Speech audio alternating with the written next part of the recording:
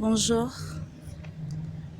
nous sommes un groupe de 4 étudiants de l'UPC en L2 dont les noms sont écrits ci-dessus.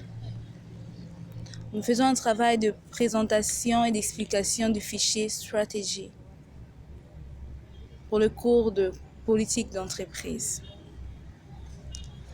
Le fichier stratégie est un fichier Excel relatif aux stratégies applicables dans les entreprises. Le fichier contient plusieurs classeurs dont les 3 premiers regroupent toutes les informations nécessaires relatives à la compréhension du fichier. Le 4e classeur, dénommé General Information, aide à regrouper toutes les informations relatives à l'entreprise. Il comprend un tableau dont la première ligne, Name of Company, où on vous demande de remplir le nom de l'entreprise. La deuxième ligne, Segment, le branche ou secteur d'activité dans le sens des DAS, domaine d'activité stratégique. La troisième ligne, Industry, c'est le secteur d'activité. Number of employees, nombre d'employés. Product and service, toutes les activités que fait l'entreprise.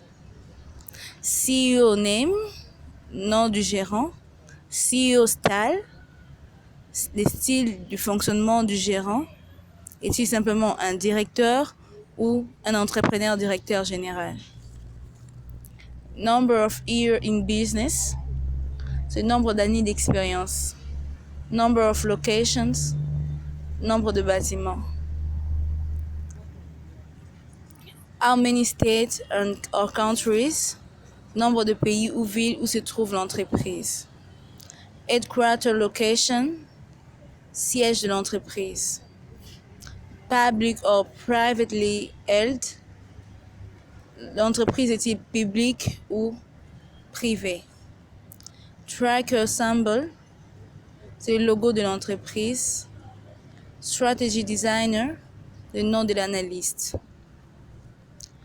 Le deuxième classeur dénommé Industry, c'est toutes les informations sur le secteur d'activité. Le total industry or segment sales, le total de ventes de toutes les entreprises exerçant dans le même secteur. Industry or segment growth rates, le taux de croissance du secteur. Life cycle stage, cycle de vie du secteur. Le secteur est-il en démarrage, en croissance, en maturité ou en déclin? Degree of vertical integration, c'est le degré d'intégration verticale du secteur. Le secteur est-il en cas d'intégration verticale? Si oui, en amont ou en aval? Degree of technological innovation, c'est le taux de croissance d'innovation technologique. Scale economies, les économies d'échelle et à quel niveau? Industry profitability, le taux de profitabilité de l'entreprise. Degree of concentration, le taux d'occupation du secteur. Industry driving force, c'est l'ensemble de facteurs nécessaires pour exercer dans le secteur d'activité. Industry attractive matrix, c'est un tableau où on vous demande de remplir les facteurs qui sont le plus attractifs dans le secteur. La première colonne remplit les facteurs. La deuxième colonne nommée weights, là c'est l'estimation du poids minimum de facteurs. La troisième colonne, rating, c'est l'évaluation des facteurs. Puis la dernière colonne sera remplie automatiquement. Nous passons au troisième classeur, qui est le classeur competition. Le classeur competition remplit tous les éléments relatifs à la concurrence. The type of competition précise le type de concurrence exercée dans le secteur. The basis of competition, les éléments sur lesquels repose les types de concurrence, était sur le prix ou la quantité, la qualité. Intermarket share and data, c'est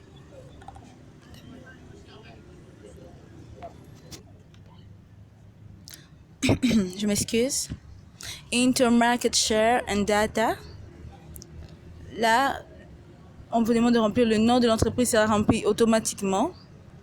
Le compétiteur, c'est les différents concurrents de l'entreprise que vous allez remplir. Our market share stable or changing? Le secteur d'activité est-il changeant ou stable? Y a-t-il de nouvelles entreprises dans le secteur? Critical Success Factors. C'est un tableau qui reprend les 5 facteurs clés de succès et leur poids. Additional Competitive Data. C'est un tableau où vous allez reprendre premièrement les 2 facteurs que le concurrent va répondre 2 choses, 2 facteurs où le concurrent excelle mieux que l'entreprise. Et deuxièmement, vous allez remplir 2 facteurs dans lesquels l'entreprise excelle plus que le concurrent.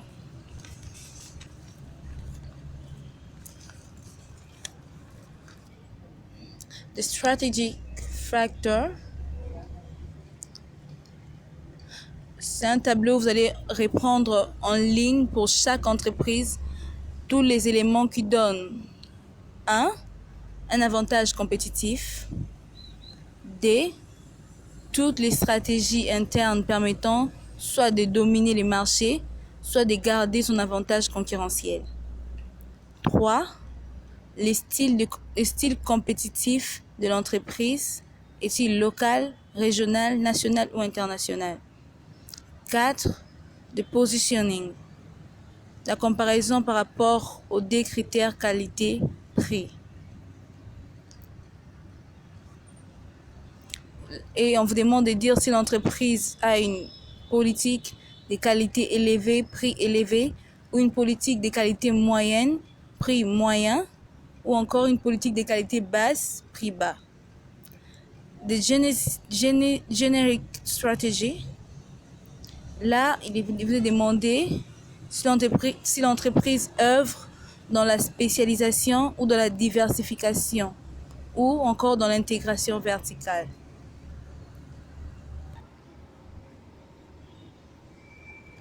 Comme notre collègue vient de nous présenter le premier classeur, nous allons poursuivre avec le classeur porteur. Le classeur porteur nous allons essayer d'expliquer quelques cellules. On commence par Identify Rival Competitor. Il correspond à la force de la concurrence. On nomme chaque entreprise. Il s'agira d'enregistrer les noms de différentes entreprises. La cellule suivante, identification de l'acheteur ou consommateur. Cette cellule consiste à identifier les consommateurs des produits ou services de l'entreprise de votre choix. La cellule identification du fournisseur. Il s'agit de personnes qui nous fournissent du produit.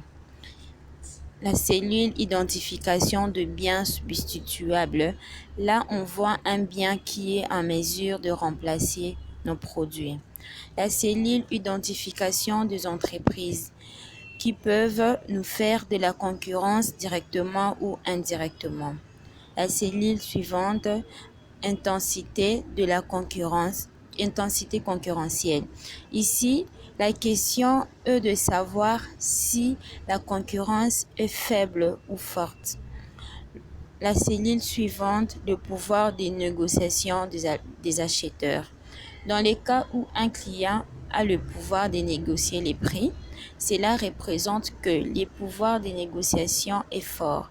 C'est une opportunité pour les clients et une menace pour l'entreprise. La cellule suivante, le pouvoir de négociation du fournisseur. La question est de savoir si le fournisseur peut déterminer le terme de l'opération.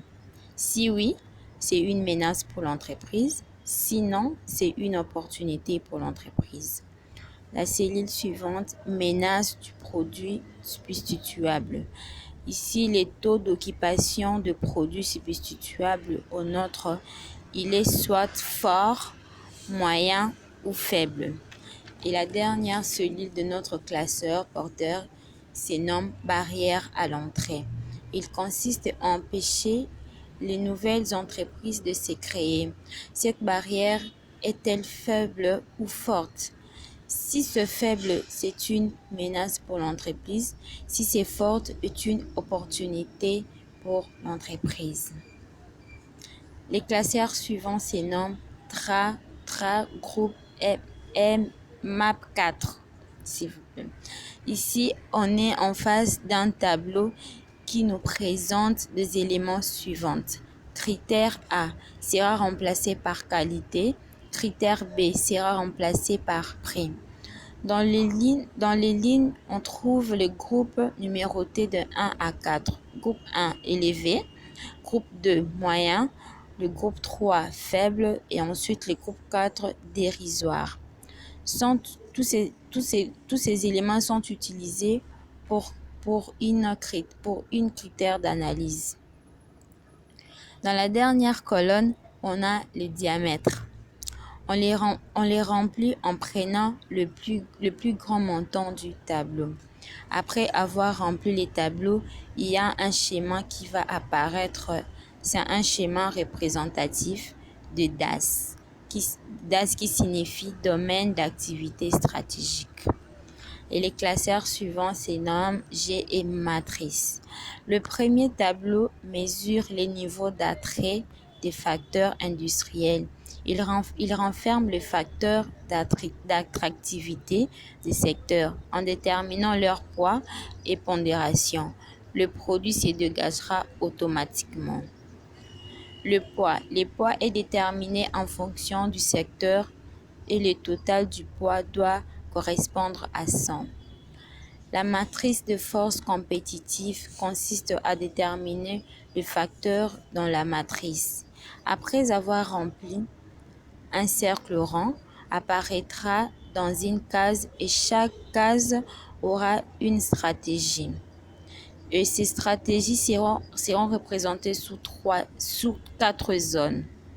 On a la première zone grise qui signifie sélectivité, la zone verte qui signifie moisson des investissements et la zone jaune 1 signifie investissement, la zone jaune 2 signifie croissance sélective